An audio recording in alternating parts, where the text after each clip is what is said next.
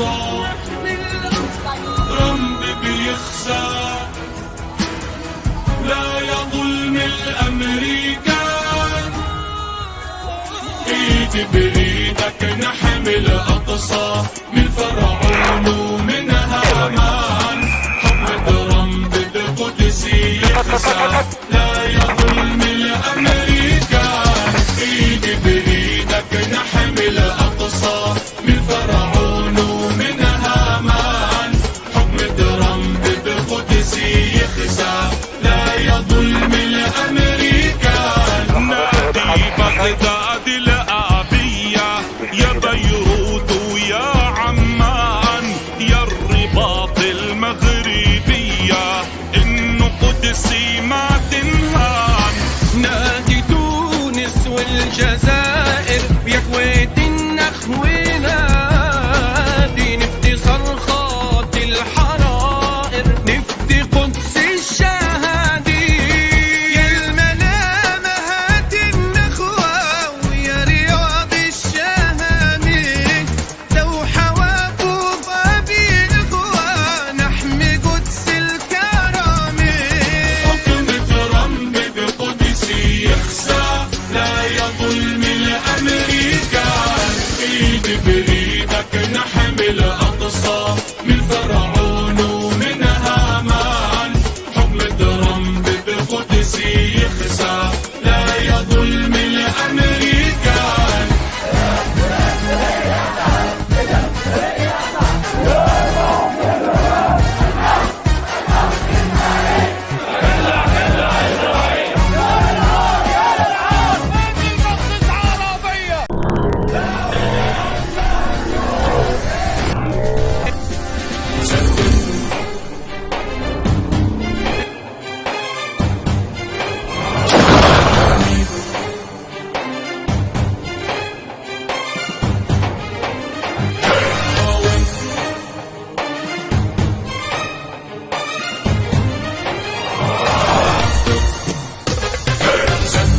يا ابن القسام ورمي فالحرب ضرام. سدد يا ابن القسام ورمي فالحرب ضرام. قاوم في غزة هاشم واكتب نصر الإسلام. قاوم في غزة هاشم واكتب نصر الإسلام. طائرات الأبابيل ارمي صواريخك سجيل، علمهم كيف القسام والرعب بإسرائيل.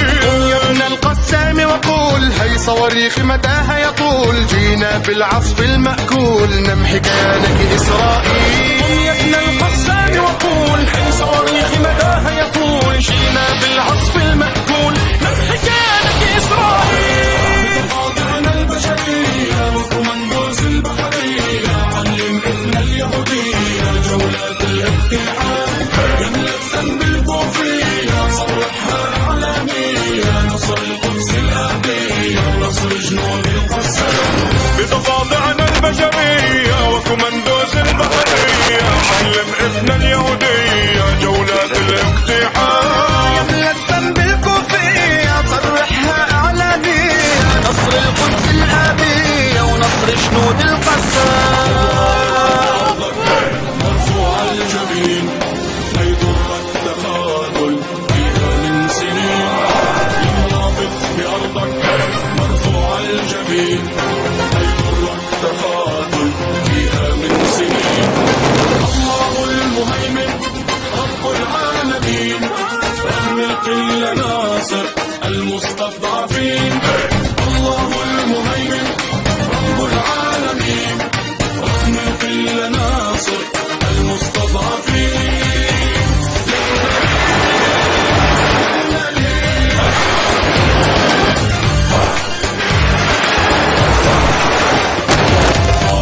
فالشعب معاك خلفك أقسم يفداك. قاوم فالشعب معاك خلفك أقسم يفداك. يا جيش فلسطين الصامت دمر في القدس عداك. يا جيش فلسطين الصامت دمر في القدس عداك. مهما تقصف البيوت غزتنا ما بتموت، خلف القسام نقاوم قلناها بأعلى صوت. المنازل عار يا مجرم يا غدار، بنك أهدافك الصغار على أرضنا أكمل ما ناس العار يا مجرم يا غدار، بنك أهدافك الصغار على أرضنا بتفور. بالجمال أرعب كل اللي ساكن، محتل الأرض خائن يزرع فيهم ألغام، اجعل من دم القادة وأشلاء الطفل مدادا لكتائب الشهادة، زلزلهم يا قسام. في وحدات الكمائن أرعب كل اللي ساكن، محتل الأرض خائن ازرع فيهم ألغام، اجعل من دم القادة وأشلاء الطفل مدادا لكتائب الشهادة، زلزلهم يا قسام. بدمك يا أغلى شهيد للقدس الأبية، قدمنا الوليد يكفن بدمك يا أغلى شهيد للقدس الأبية، قدمنا الوليد. خذناها الملاحم لسنا كالعبيد، عد ما يساوم قسام العريد. خذناها الملاحم لسنا كالعبيد، عد ما يساوم قسام العريد. العريد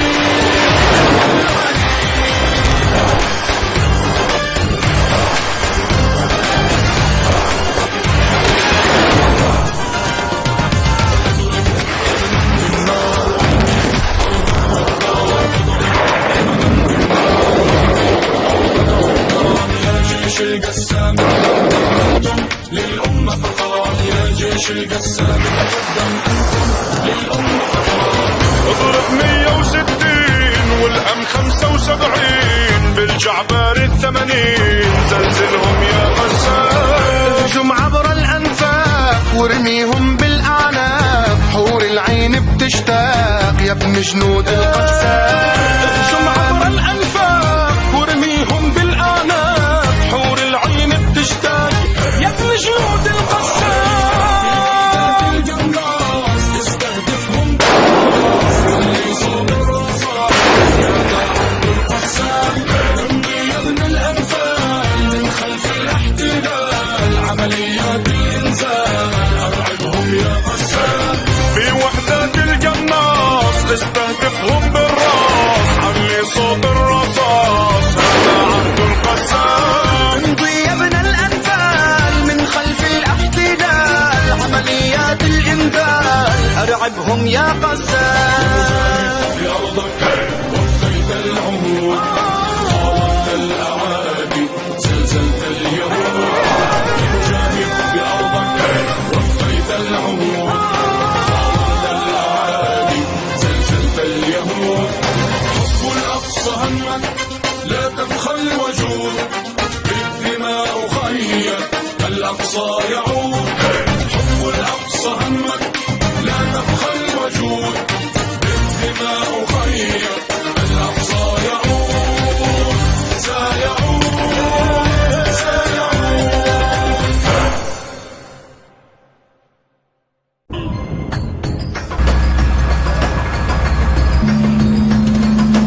علوا الراي علوها يلا شدوا الهم وشدوا الحيل، راية الإسلام احموها يا نشامة وهاتوا الخيل. علوا الراي علوها يلا شدوا الهم وشدوا الحيل، راية الإسلام احموها يا نشامة وهاتوا الخيل. هلا هلا هلا هلا هلا هلا هلا هلا هلا هلا هلا هلا هلا هي هي هي هلا هلا هلا هلا هلا هلا هي هي هي. يا مقاومنا هات سلاحك دافع عن ديني وعرضي، بالشهادة تنال فرحك وبدمك ترجع أرضي. يا مقاومنا هات سلاحك دافع عن ديني وعرضي، بالشهادة تنال فرحك. تقوى جند الغاصب زلزل، احرس المسرى واحميه، لما يهمك يلي تنازل احمل رشاشك وامضي. زلزل جند الغاصب زلزل، احرس المسرى واحميه، لما يهمك يلي تنازل احمل رشاشك وامضي. اللي يمشي دربك يوصل واللي ما يمشي يا ويل. اللي يمشي دربك يوصل واللي ما يمشي يا ويل. هلا هلا هلا هلا هلا هلا هلا هلا هلا هلا هلا هلا هلا هي هي هي هلا هلا هلا هلا هلا هلا هي هي هي هي هي هي. يا مرابط هيئ ألغامك واحمل بتار وياسين، يا استشهادي شد حزامك لا تفرح قلب الملايين. يا مرابط هيئ ألغامك واحمل بتار وياسين، يا استشهادي شد حزامك لا تفرح قلب الملايين. يا مجاهدنا ريتك تسلم لما تتحاصر مثلين، احمل روحك يلا تقدم بتناديك الحور العين. يا مجاهدنا ريتك تسلم لما تتحاصر مثلين، احمل روحك يلا تقدم بتناديك الحور العين. اللي بالعقيدة تحزم لا ما يخشى إسرائيل. اللي بالعقيدة تحزم لا ما يخشى إسرائيل. هلا هلا هلا هلا هلا هلا هلا هلا هلا هلا هلا هلا هلا هي هي هي هلا هلا هلا هلا هلا هلا هي هي هي هي هي. الله حيحاسب من ساوى مع تراب الأقصى الميمون. قوموا يا أحرار العالم لنفك الأقصى المسجون. الله حيحاسب من ساوى مع تراب الأقصى الميمون. قوموا يا أحرار العالم لنفك الأقصى المسجون. الله مع كل واحد قاوم جندي من بني صهيون. الله مع كل واحد صمم واللي بده يكون يكون. الله مع كل واحد قاوم جندي من بني صهيون. الله مع كل واحد صمم واللي بده يكون يكون. لازم الغاصب يتحاكم يعرف اني صعب النيل. لازم الغاصب يتحاكم يعرف اني صعب النيل. هلا هلا هلا هلا هلا هلا هلا هلا هلا هلا هلا هلا هي هي هي هلا هلا هلا هلا هلا هلا هي هي هي هي هي هي. حيوا قادتنا الغوالي بالثبات يصونوا الدار. اللي يغيب يقوم التالي كبار ورح يضل كبار. حيوا قادتنا الغوالي بالثبات يصونوا الدار. اللي يغيب يقوم التالي كبار ورح يضل كبار. حي منهم يلي استشهد في الوغى وقاد الأبرار، واللي باقي منهم التقوى. حي منهم يلي استشهد في الوغى وقاد الأبرار، واللي باقي منهم عاهد يا ما يرضى كله عار. هادي والله جند محمد جاي تزحف مثل السيل. هادي والله جند محمد جاي تزحف مثل السيل. هلا هلا هلا هلا هلا هلا هلا هلا هلا هلا هلا هلا هي هي هي هلا هلا هلا هلا هلا هلا هي هي هي هي هي هي. علوا الراية علوها يابا شدوا الهم وشدوا الخيل. راية الإسلام محموها يا نشامة وهاتوا الخيل. علوا الراية علوها يابا شدوا الهم وشدوا الحيل. راية الإسلام محموها يا نشامة وهاتوا الخيل.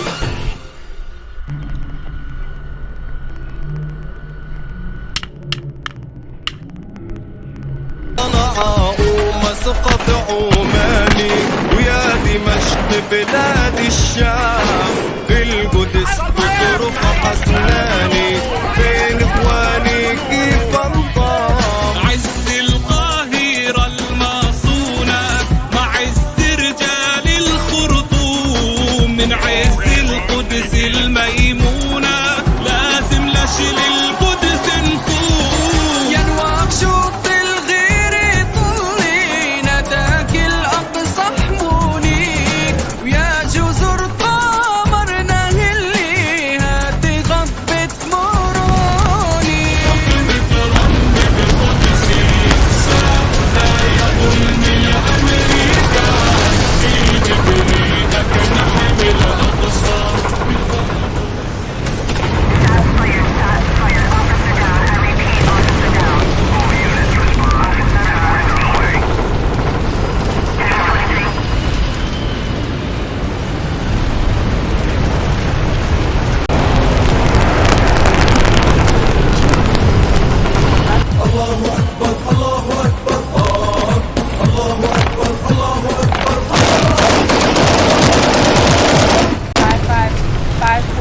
484 North 085444.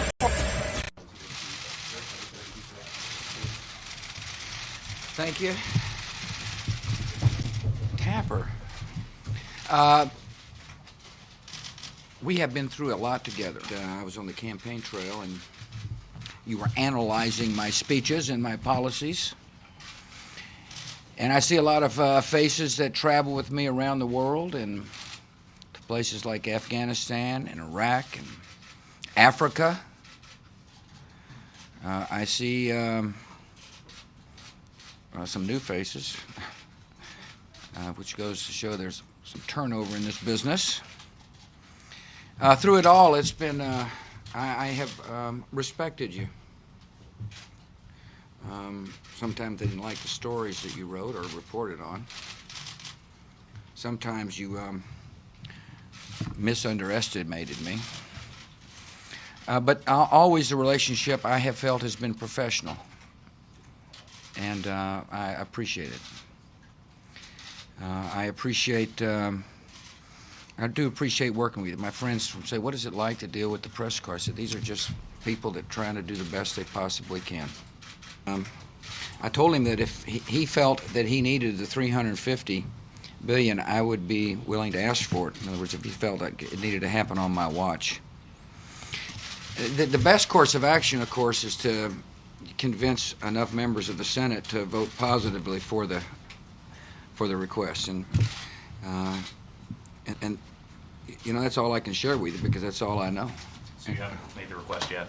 Well, he hadn't asked me to make the request yet, and I don't intend to make the request unless he specifically asks me to make it. He is, you know, I think this is my third conversation with him, and I generally mean what I say. I wish him all the very best. I found him to be a very smart and engaging person, and that lunch the other day was interesting, to have two guys who are nearly 85, two 62-year-olders, and a 47-year-old. So kind of the classic generational statement.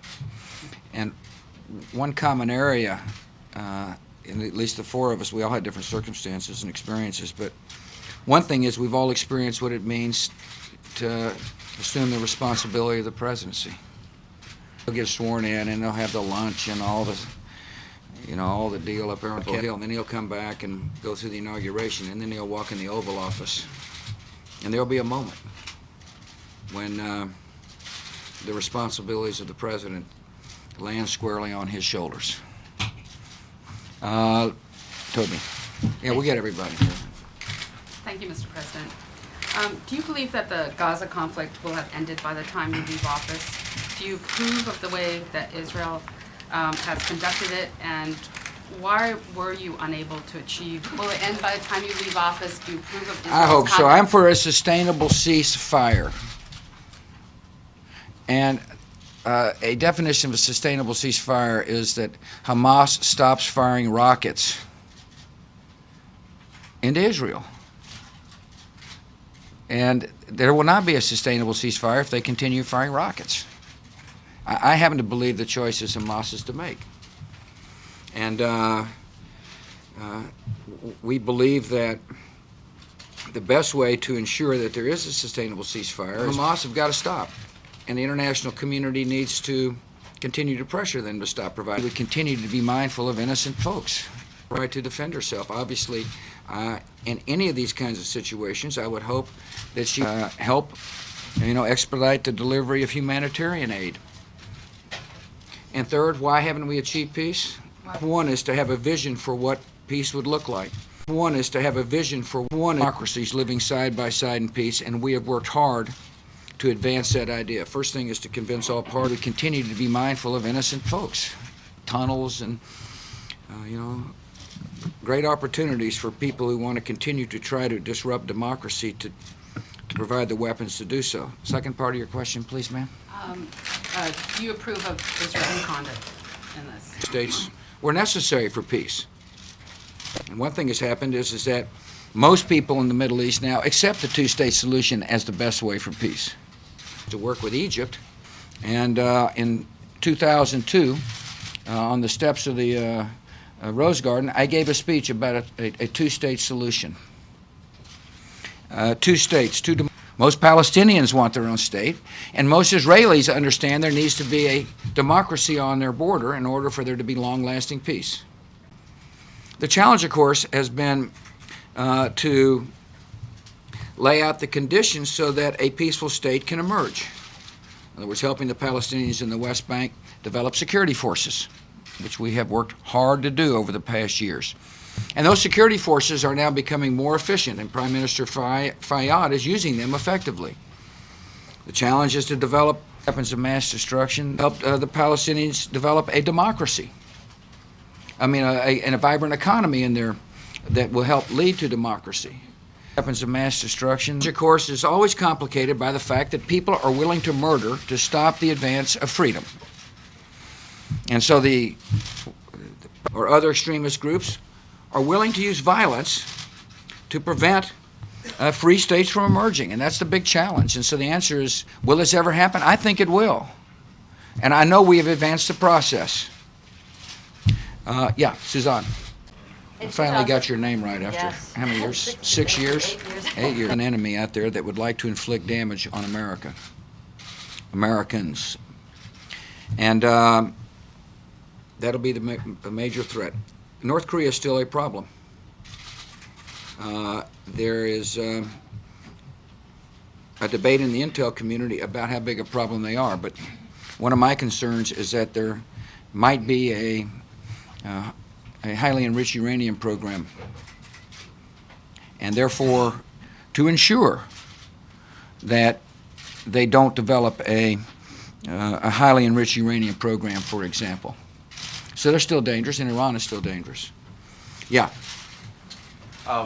You said in an interview earlier this weekend, one of these, I guess, exit interviews, that this is the ultimate exit. You think the Republican Party needs to be more inclusive. Who needs to hear that message inside the Republican Party? Yeah, you see, I am concerned that in the wake of the defeat, that the temptation will be to look inward and to say, well, if here's a litmus test you must adhere to. This party will come back, but the party's message has got to be that different points of view are included in the party. And take, for example, the immigration debate. That's obviously a highly contentious issue. And the problem with the outcome of the initial round of the debate was that some people said, well, we don't like immigrants. Now, that may be fair or unfair, but that's the image that came out. And, you know, if the image is we don't like immigrants, then there's probably somebody else out there saying, well, if they don't like the immigrants, they probably don't like me as well. So my point is that our party has got to be compassionate and broad-minded. I remember that just George Bush who got defeated. The Republican Party was pretty well decimated at the time. At least that's what I think that's how the pundits viewed it. And then '66 there was a resurgence. And the same thing can happen this time, but we just got to make sure our message is broad-gauged and compassionate, and that we care about people's lives, and we've got a plan to help them improve their lives. The administration have been disappointed at the execution of some of your ideals, whether Iraq or Katrina or the economy. What would your closing message be to the American people of these goals?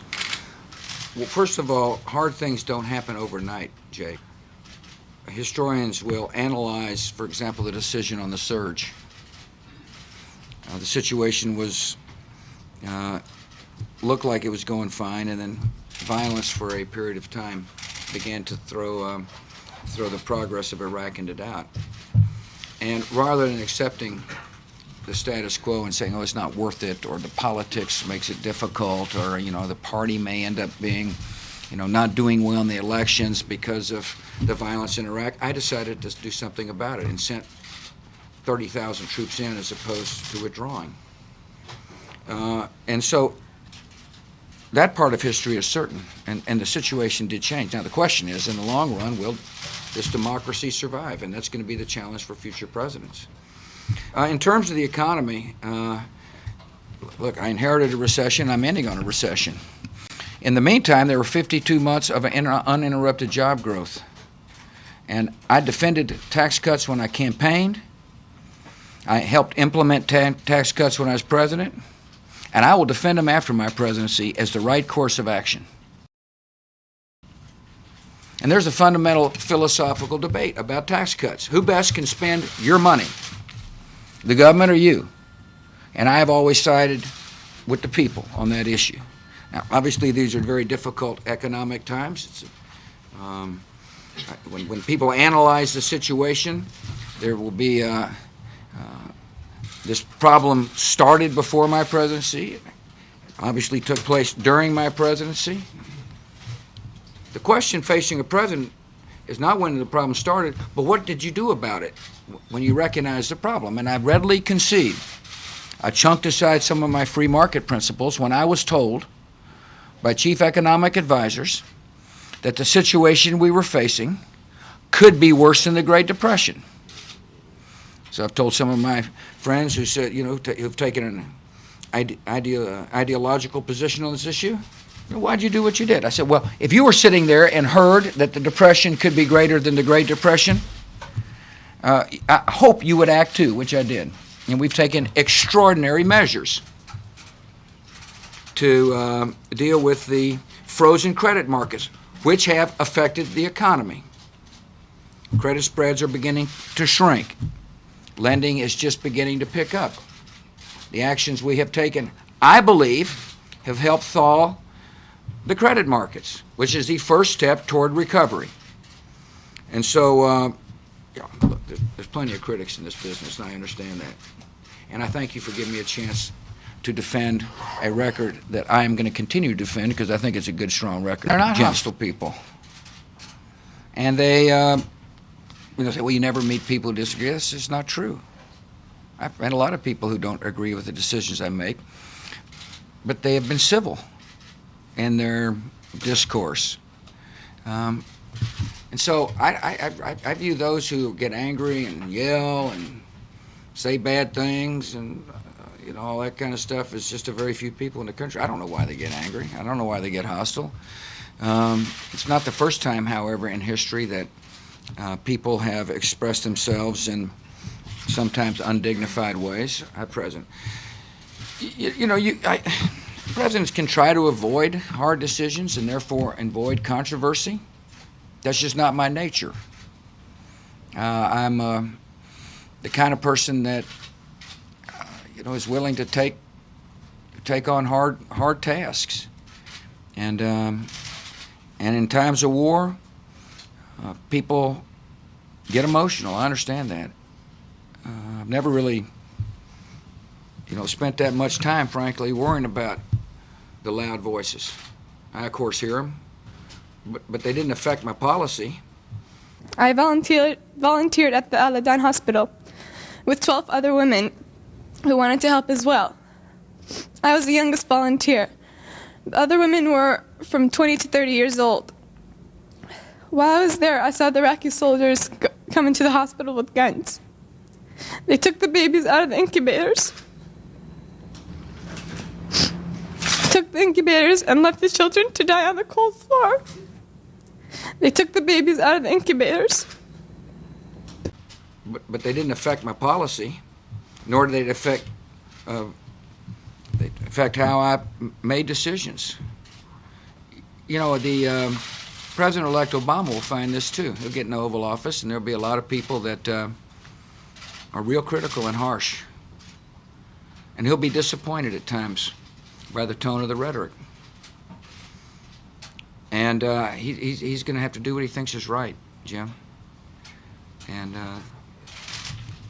if you don't, I don't see how you can live with yourself. I don't see how I can get back home and look in the mirror and be proud of what I see if I allowed the loud voices, the loud critics, to prevent me from doing what I thought was necessary to protect this country. Mike. Mr. President, thank you very much. Since your philosophy is so different from President-elect Obama's, what concerns you the most about what he may attempt to do? You know, Michael, I'm not going to speculate about what he's going to do. I wish him all the best. And people say, oh, that's just a throwaway line. No, it's not a throwaway line. The stakes are high. There is an enemy that still is out there. People can maybe try to write that off as, he's trying to set something up. I'm telling you, there's an enemy that would like to attack Americans again. There just is. That's the reality of the world. And I wish him all the very best. And, of course, he's going to have his hands full with the economy. I understand. It's tough for a lot of working people out there. People are concerned about their economic future. One of the very difficult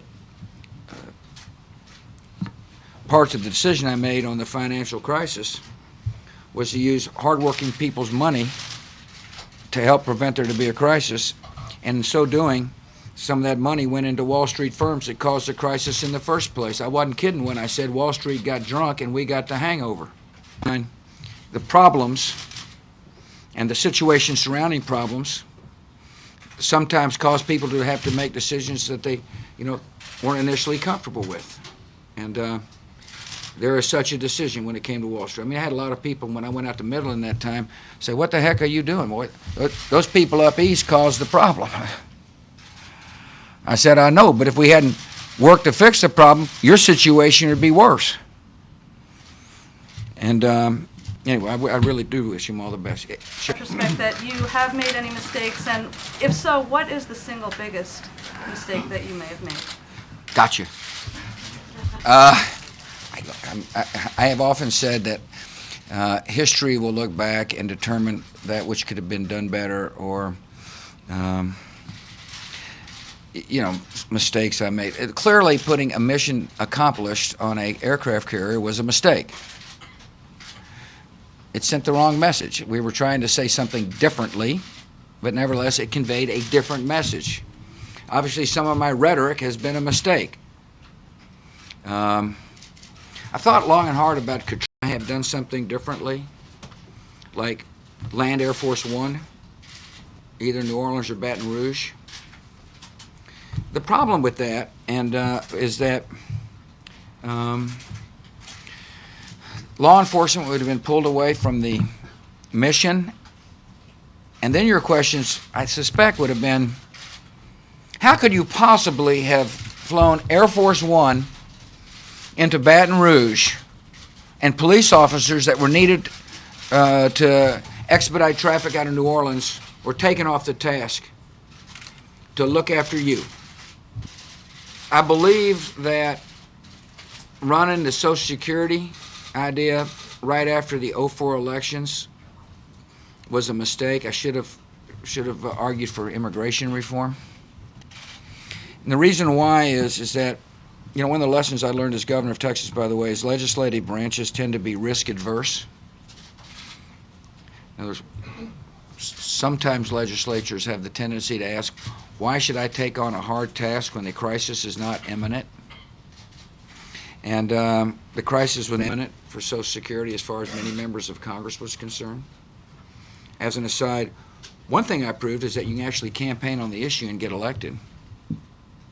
In other words, I don't believe talking about Social Security is the third rail of American politics. As a matter of fact, think that in the future, not talking about how you intend to fix Social Security is going to be the third rail of American politics. And the one thing about the presidency is that you can only make decisions, on the information at hand. You don't get to have information after you've made the decision. It's not the way it works. And you stand by your decisions and you do your best to explain why you made the decisions you made. There have been disappointments. Abu Ghraib obviously was a huge disappointment during the presidency.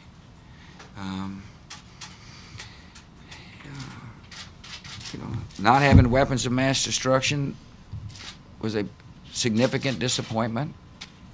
I don't know if you want to call those mistakes or not, but things didn't go according to plan, let's put it that way. And, anyway, I think historians will look back and they'll be able to have a better look at mistakes after some time has passed. Along Jake's question, there is no such thing as short-term history.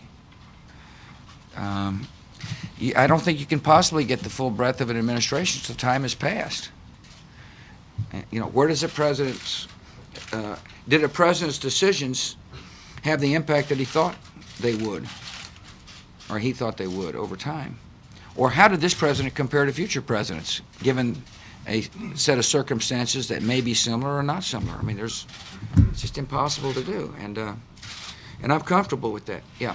Restoring America's moral standing in the world, and many of the allies of the new president, and I believe the president-elect himself has talked about how the damage that Gitmo, that harsh interrogation tactics that they consider torture, how going to war in Iraq without a UN mandate have damaged America's moral standing in the world. Yeah. I'm wondering, basically, what is your reaction to that? Do you think that is something that that the next president needs to worry about? I strongly disagree with the assessment that our moral standing has been damaged. It may be damaged amongst some of the elite, but people still understand for freedom, that America is a country that provides such great hope.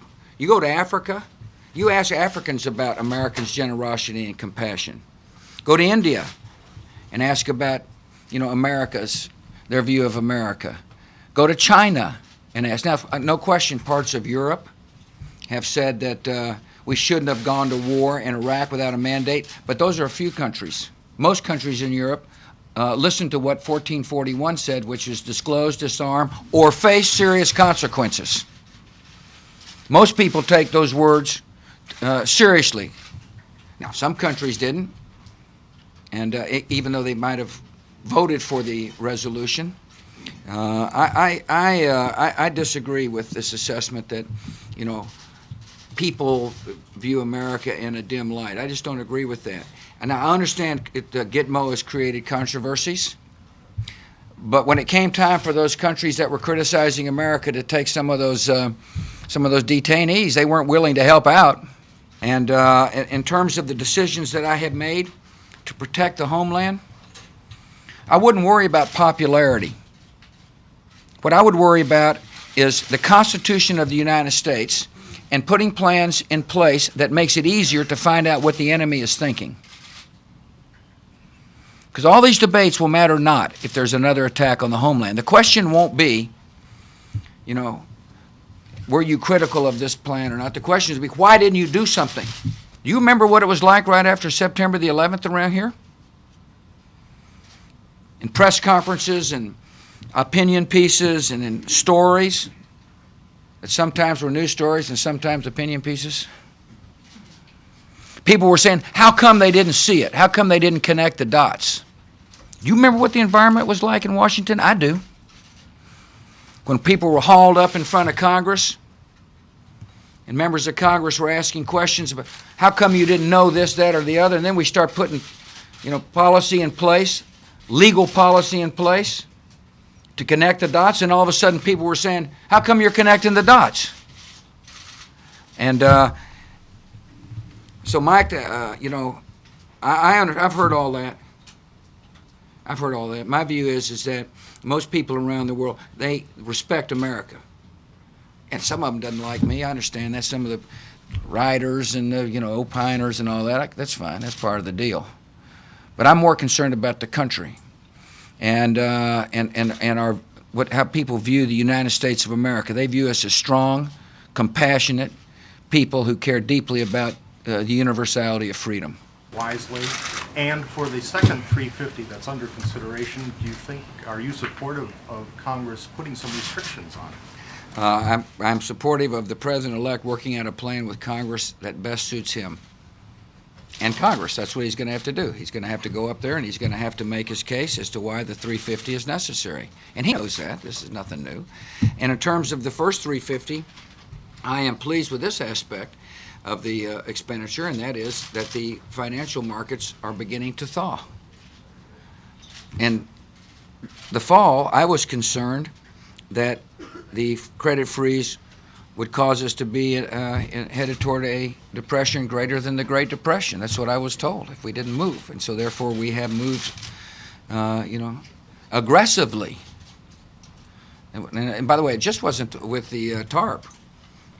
If you think about AIG, Fannie and Freddie, a lot of the decisions that were made in this administration are very aggressive decisions, all aiming at preventing the financial system from cratering. Mr. President, you spoke of the moment that the responsibility of the office would hit Barack Obama. The world's a far different place than it was when it hit you. When do you think he's going to feel the full impact? And what, if anything, have you and the other presidents shared with him about the effects of the sometimes isolation, the so-called bubble of the office? That's a great question. He will feel the effects the minute he walks in the Oval Office. At least that's what I felt. I don't know when he's going to. He may feel it the minute he gets sworn in. And the minute I got sworn in, I started thinking about the speech. And so, but he's a better speech maker than me, so he'll be able to, I don't know how he's going to feel. All I know is he's going to feel it. There will be a moment when he feels it. I have never felt isolated, and I don't think he will. One reason he won't feel isolated is because he's got a fabulous family, and he cares a lot about his family. That's evident from my discussions with him. And the people that don't like you, the critics, they're pretty predictable. Sometimes the biggest disappointments will come from your so-called friends. And there will be disappointments, I promise you. He'll be disappointed. On the other hand, the job is so exciting and so profound that the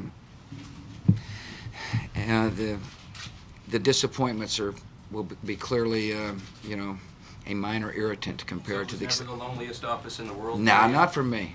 We had people. I had a fabulous team around me of highly dedicated, smart, capable people, and we had fun.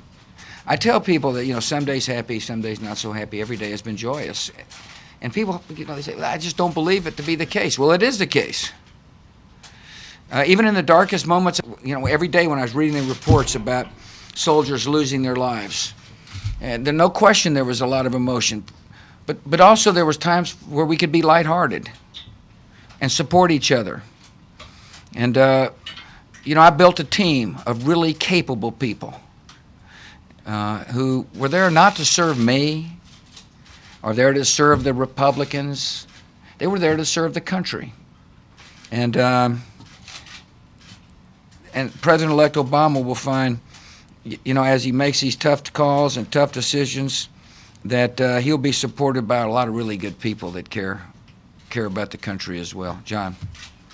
You talked a lot. Is to remind people about the benefits of free and fair trade, benefits for our own workers, benefits for workers overseas, and benefits when it comes to promoting development and helping lift people out of poverty, in particularly third world countries. The best way to enhance economic growth in a third world country and to give people a chance to realize a better future is through trade. It's been proven. It's a fact, and I'm hopeful that the country doesn't slip into protectionist policy.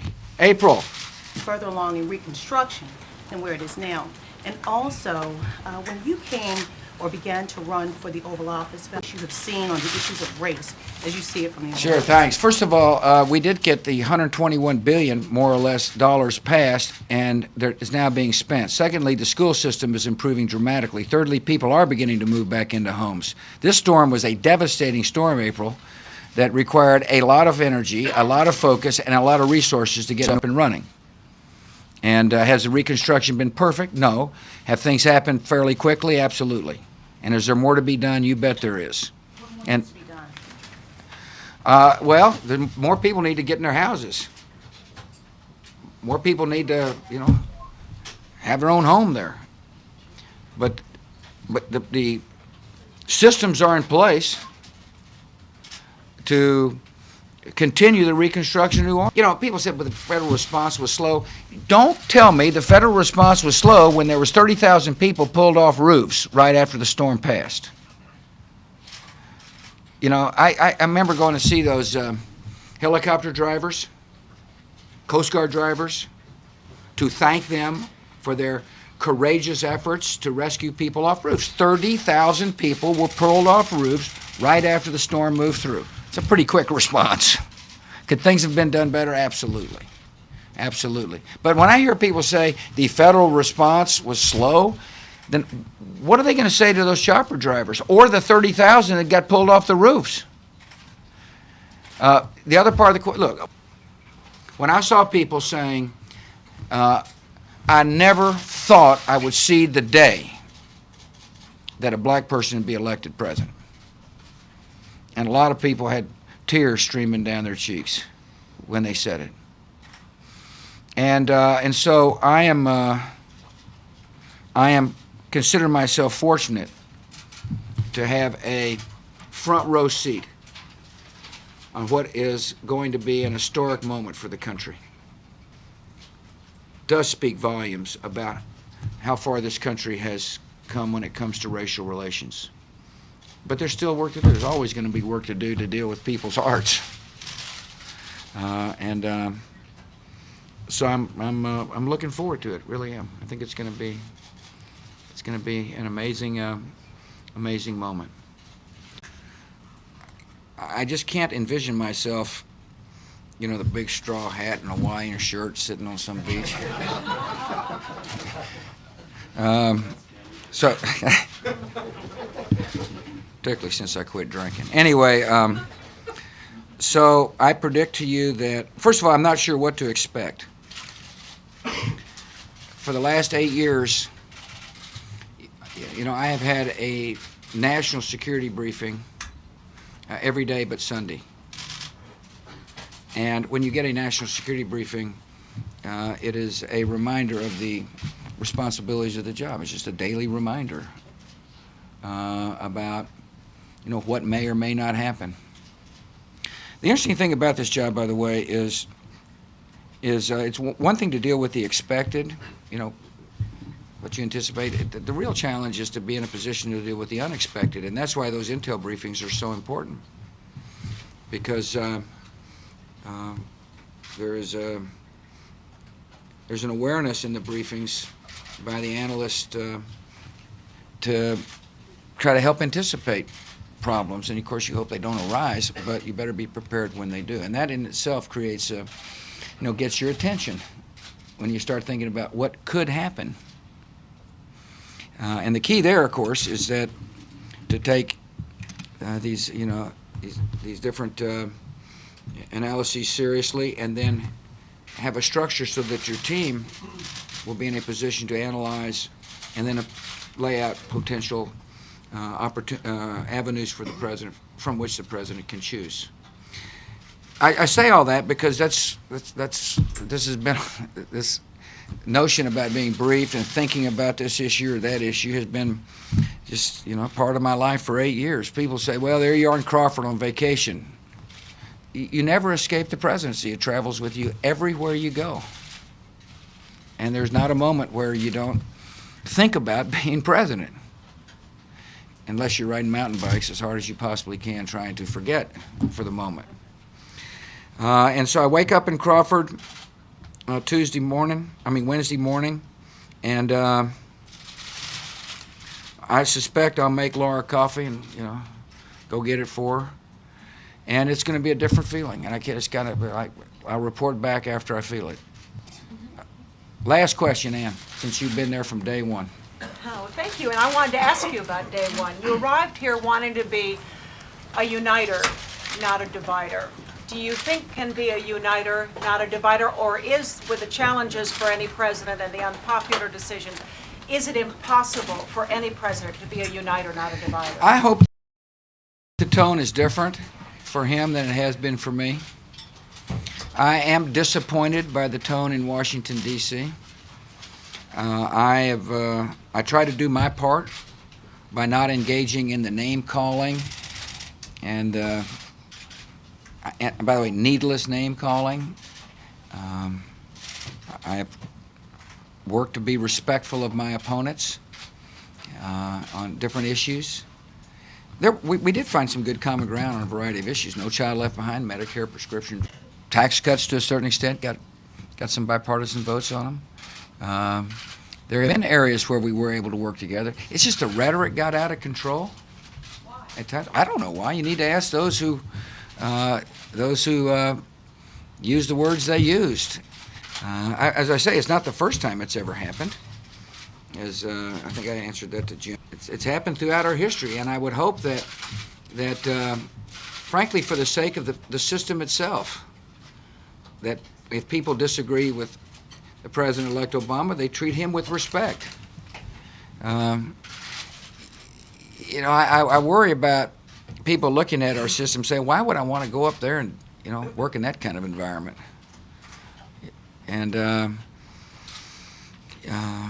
so I wish him all the best, and I no question he'll be, there will be critics. And there should be. We all should welcome criticism on different policies. It's a great thing about our democracy. People have a chance to express themselves. I just hope the tone is respectful. He deserves it, and so does the country. It has been an honor to work with you. I meant what I said when I first got up here. I wish you all the very best. I wish you and your families all the best. God bless you. Thank you, Mr. President.